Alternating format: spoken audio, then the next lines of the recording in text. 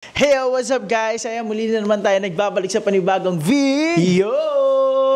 So, ayan guys, kung nakikita nyo, iba yung angle natin today's video dahil, tignan nyo, ang gulo ng bahay, ang kalat, di na nag-aayos.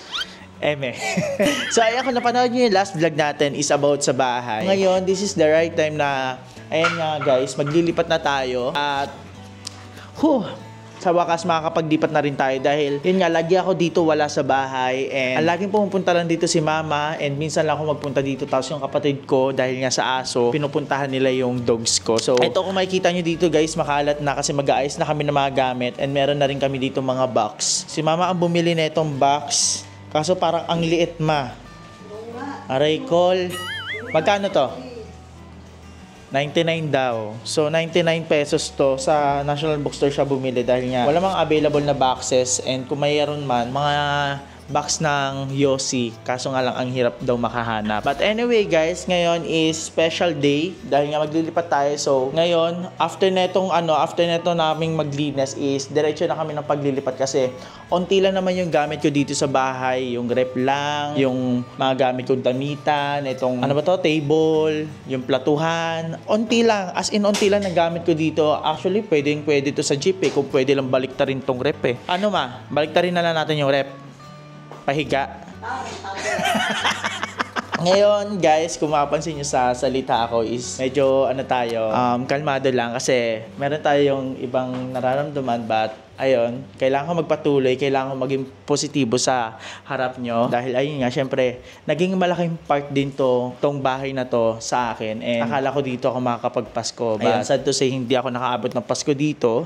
And alam ko, merong plano si Lord sa mga nangyayari ngayon. At alam ko rin, everything happens for a reason. So ayan, bago natin to simulan tong video na to, tinanggal na rin kasi yung yung aircon. So, panoorin muna natin kung paano nila tinanggal yung aircon. Ipat eh. May nag-install na. Wala pa. Pero magkano install nyo? Ano include? Sige. Pero ito, kung kaya pa itong Gamitin pa ulit. Kasi kapag kinabit yan dun sa parang ito yung pintuan mismo pagkapasok. Tapos ito lang dyan lang ikakabit. Tapos yung compressor sa likod lang. Pwede pa yan? tanggalin na. Akala ko na pa yan. Bawal na. Kasi di ba mostly laging nakaano yan. Depende yan sa inyo, sir. Gusto nyo pang... Hindi ba masisingaw yun? Pag naano? So ayan guys, ngayon papatanggal na natin yung aircon. Split type. So, Kuya Dean, tatanggalin na siya. Ngayon guys, tatanggalin na siya. Ang mali ko lang dapat pala window type yung pinili natin. So, hindi kasi di ba pag apartment tapos mga renta lang, advisable talaga window type para tanggal-tanggal na lang. Tapos kakabit. Hassle kapag tinanggal pa bago lang yan sir. Parang 3 months pa lang yan. Pwede pa ito. Ganda pang kapan yan. Sige kuya. Pwede pa pala hindi na po kami gagastos. Pamasahin na lang, no? So, ang iniisip ko kasi talaga kuya, Kapalitan? Oo, kasi mahal din ng host, di ba? Ano yan? Oo. 50 per feet yan.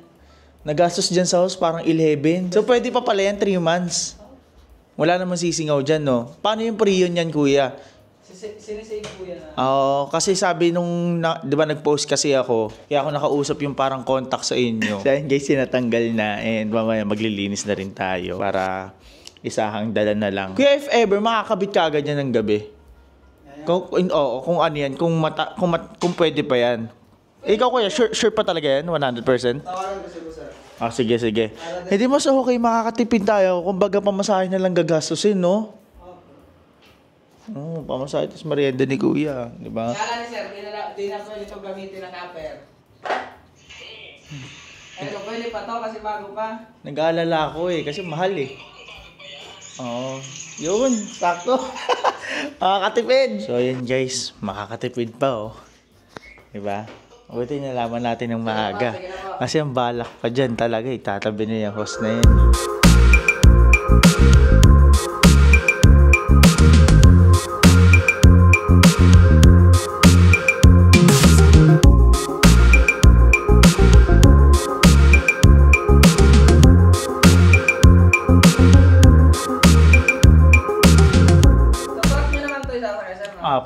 Mahaba yung truck ba? Hindi ko alam, lalamove lang Pero feeling ko naman mahaba. Pag hindi mahaba, ipa-straight ko na lang. Basta bawal siya mabaluktot na, kuya. Oo, mayupi. Oo.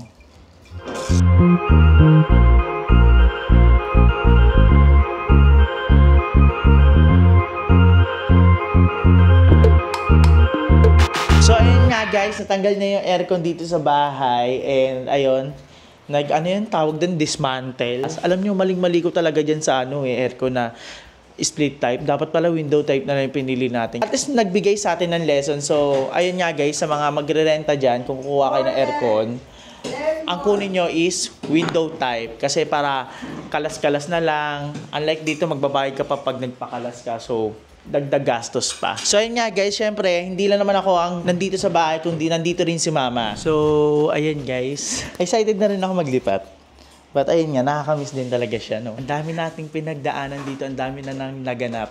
Parang sa loob ng 7 months, alam niyo yun. Tapos nung unang pagkapasok ko dito, sobrang everyday upload tayo dito. And alam niyo, sobrang sipag natin. Ayun, sa sobrang saya, pinatahimik tayo ni Lord. Hindi. Alam ko may rason si Lord, kaya nangyari to. Etong bagay na to. So, wala. Nangyayari na ang nangyayari. So, be positive na lang. So, ayan ma. Hello. Ba't nandito ka? Andito ako. Andito ka rin eh. Tama. Andito ako. Hindi guys, kasi si mama, tutulungan niya daw ako sa pagliligpit ng gamit. Kasi nga, mostly, ang mga gamit dito talaga, hindi mostly, lahat talaga ng gamit dito is yung sa akin, tapos yung sa kanya. Kasi nga, dito rin siya naninirahan, pero hindi siya nag-stay dito. Hindi ako nag-i-stay kasi busy rin dahil saan ako nagpupunta sa mga kapatid niya. Yes, sa mga apo niya, sa mga apo. Sa hospital, 4 na araw ako. Nadengge yung apo ko. Nadengge yung pamangkin ko. So, sa unang Diyos, gumaling na. nakalabas na. Thank you, gumaling Lord. Napunta ako Bacoor. Yes. Nung nandun na sila sa Bacoor. Eto naman, ewan ko saan lugar to lupalop. Gusto ko nang pumunta ng ibang bansa eh. Ay, wait mo. Wait mo. So, ayun guys, ngayon, nandito si mama kasi nga, yun nga, paulit-ulit ako maglilinis kami ng gamit kasi yung gamit niya dito at gamit ko magkasama. I-arrange po. na, tapos maglilipat na Para, kami. Ano masabi mo na maglilipat na tayo ng bahay? Kailangan na maglipat kasi minsan din na-stay ako dito para kung ano, tsaka yung walang Wala. boring. Gusto mong tumanaw sa labas, bababa ka pa. Umulan, dito naman, nabaha. Abuti na lang, hindi ko naabutan yung baha dito. Di mo ba naabutan? Naabutan mo. Hindi ko naabutan. Pinakita mo lang sa sahig, bumagsak lahat. Tapos yung iniwanan mong lababo. Kalilinis lang niya yung araw na yun, baha na yun. Kinabukasan, binha din siya dahil yung lababo, buka. Lahat. Oo, bumaha dito. Nalaman na rin nila yung kwento na Ay, yun. yung cabinet, wara. So, ano masasabi mo na, yun nga, na kailangan na talaga lumipat? Kailangan mo na lumipat kasi nandoon Ikaw muna makipag-usap sa kanila. Wait lang, may ayusin lang ako. Kailangan niya lumipat kasi gawa ng nahirapan din siya pamasahe araw-araw pag meron siyang activity doon sa lugar na pupuntahan niya, nagkukonsumo siya ng malaki. Mas mainam na nandun pala ang pinakaano niya pag nag-ano ng vlog. Kaya doon na siya kung sakaling yung lugar na hindi ko alam kung saan banda yun. Basta maganda na yun nandoon para hindi na siya kaisip kung pamasahe araw-araw. Kalmado lang ako na may kasama ka man doon o sino. Kasi pag wala siyang kasama, kung saan man siya mapalipat, hindi rin ako mapakali. Hindi ako kakalma kasi iniisip ko anong mangyari sa kanya. Kasi may ugali itong naungol. Kaya minsan nasasampal ko. Ano naungol? Parang babangungutin. Hindi, lagi kasi binabangungot pag mabababa yung unan.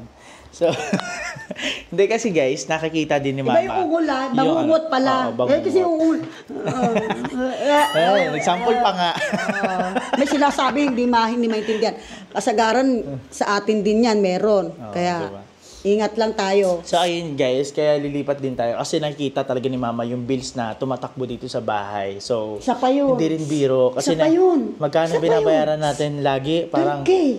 12K, di ba? 5 digits palagi. So, Akala mo, nagrenta ng up and down na. kaya ang hirap din talaga. And ako naman, Samantalang dito sa kabila, lang yun, 10 o 12. Sabihin natin 20, at least kaya nila yun. Ito 12. limit na naman yung natin yung source of income. So, Minsan, kailangan na talaga. Wala, hindi kaya. Kasi akala nyo makakapag-ipon na ako, yun pala.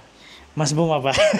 Babara-bara kasi ito, hindi mo lang nagsasadya Hindi, try sa to akin. explore. Pero may 4 na ano siya dito, yung isa nagamit na. Ngayon yung 3 hindi na ma-return yun. Magsilbing Ngayon, kabayaran na lang dito kung anong damage and water and Yes.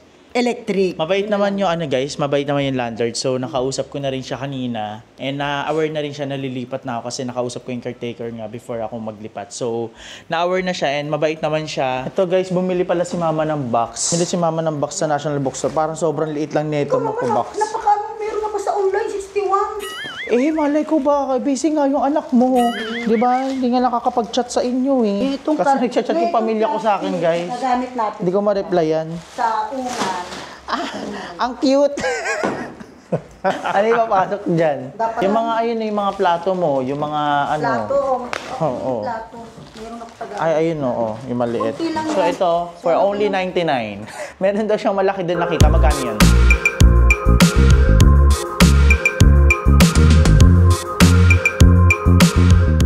Ba't kaya ganun guys? Kapag yung mga nanay, kaya hindi rin siya pumupunta dito. Lagi kami nagtatalo sa mga gamit niya, ganun. Mga nanay guys, sorry po sa inyo. Walang galang na po. Eme lang. Hindi kasi mga mama, mahilig magtabi ng mga gamit. Tapos ayaw nila pagalaw, ganun. Hindi sa ayaw pagalaw. Wala Tinatabi lang nila. Katulad niyan. Balak ko mag-ano ng kurtina. Walang malagyan ng kurtina. May kurtina ako dito bigay ni Ate Lori sa akin.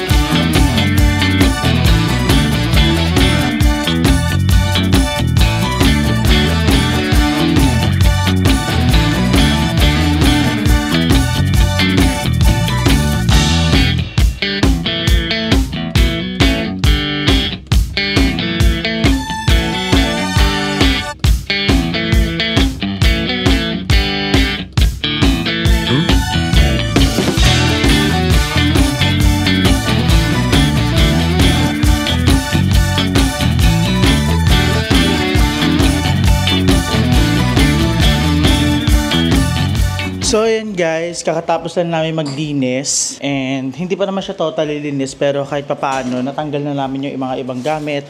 Sabi ko nga sa inyo, sobrang unti lang talaga ng gamit ko dito. Kaya ito sa L300 kung wala akong rep. Pero dahil nga bawal siya ihiga, so gagamitan natin siya ng truck.